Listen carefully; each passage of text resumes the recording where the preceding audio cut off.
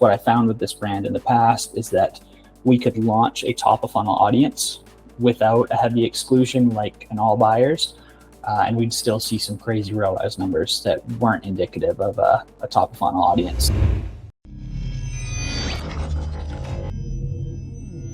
Financial constraints that they were having and wanted to review everything and start fresh with their meta ads. But anyways, we're rebuilding their platform, and I'm doing it in a very similar way to what I was doing for this brand. And what that looks like is, I'll start with the top of funnel campaigns. We have 3 top of funnel campaigns. Total budget for this client on a daily basis is going to be $120. 90 of that is devoted solely to top of funnel traffic. The first top of funnel campaign that we have is a broad campaign. We're excluding all buyers from each of these top of funnel campaigns, which is going to solidify the fact that we're going after new customers. What I found with this brand in the past is that we could launch a top of funnel audience without a heavy exclusion like an all buyers, and we'd still see some crazy ROAS numbers that weren't indicative of a top of funnel audience that I'm sure it was going after retargeting audiences that fell in the same category. So this time around, we're excluding all of their buyers from all time on each of these top of funnel campaigns, spending $90 a day.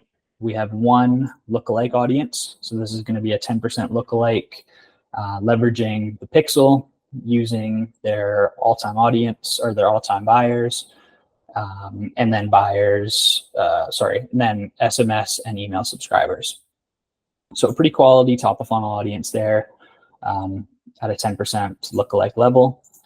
We're also using Shopify audiences, which is something that the client just signed up for. They've asked us to explore it a little bit.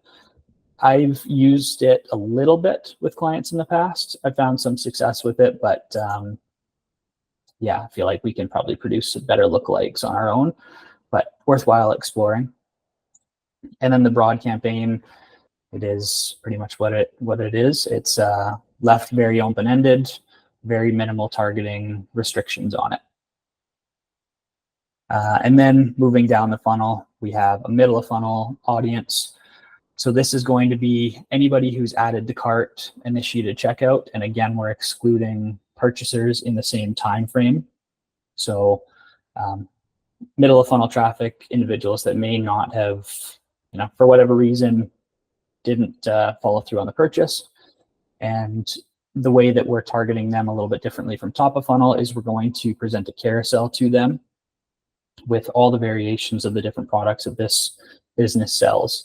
So the top of funnel campaigns that we're running right now are all going to be swimwear oriented because this brand is very heavily in the swimwear space, and seasonality wise, it just makes sense. But in terms of this middle of funnel carousel, we're going to be displaying not only swimwear, but all the different categories that this brand sells. So fitness, streetwear, underwear, luxury, all the different categories that they sell, to give customers a chance to view products that they might not have seen on their first trip to the website. And we're also going to be adding in some form of a promotion here, whether that be a discount to first-time buyers or a free shipping, something to that effect, a very light code, but something that maybe is going to just get them to tip over the edge and actually make the purchase. We're spending $10 a day on that audience. Bottom of funnel, we're spending $5 a day.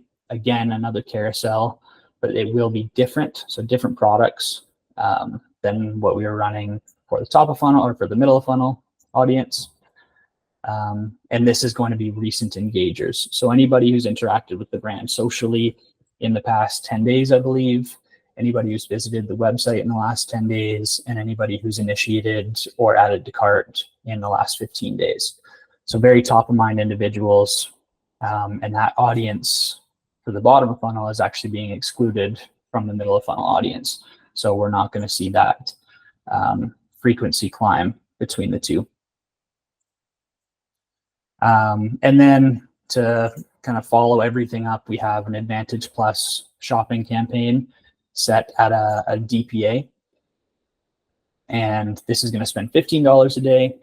Dynamic product catalog is showcasing all of the client's products dynamically. So it's going to select the product in which the potential customer is most apt to purchase. It's going to show that to them when they're scrolling on their feed or on their stories.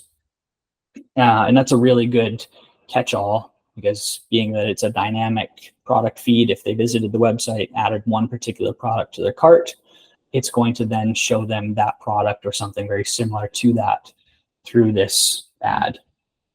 And we kind of call that like a catch-all. So if somehow somebody makes it through this extensive funnel, they're going to make their way all the way to this ASC, which ideally is going to scoop them up with a very minimal spend across our bottom, I guess what we could call our retargeting campaigns.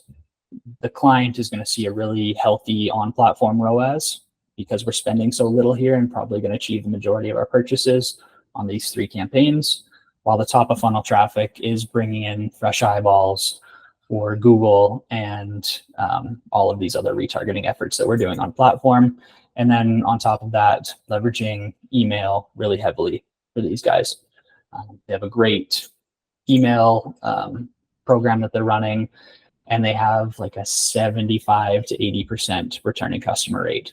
So initiating more top of funnel traffic for them is definitely the route to go, and how I think that we're going to achieve the most success.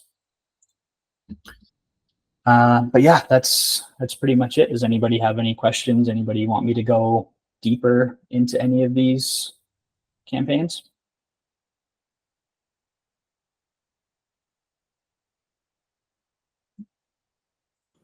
How many ad sets are you doing for your top of funnel there, Nick? It's just 3, so there's going to be 1 ad set in each of these campaigns. Okay. Yep. Yeah. So your general structure is you're just using 1 ad set per campaign for your top of funnel.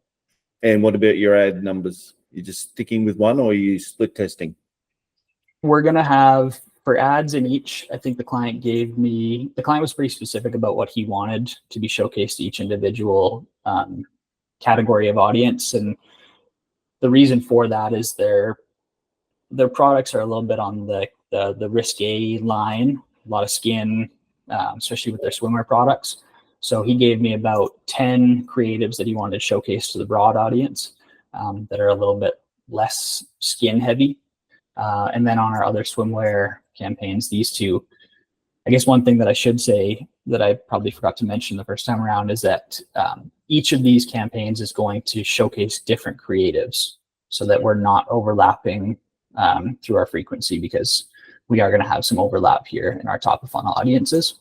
But there's going to be, I would say, a rough estimate, 10 creatives per ad set. Okay. On top of funnel. Yeah. And are you segmenting from an audience perspective?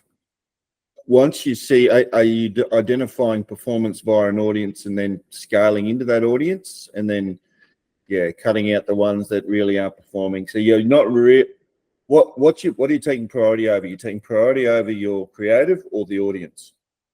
It'll start at the audience level, and then the winning creatives from across the board would then be segmented into whatever winning audience we find.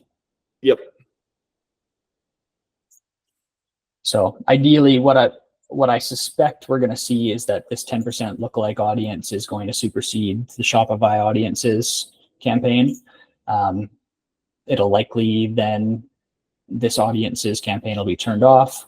We'll recreate this lookalike campaign with all of the winning creatives in there. And then that'll be what we'll now call a scaling campaign.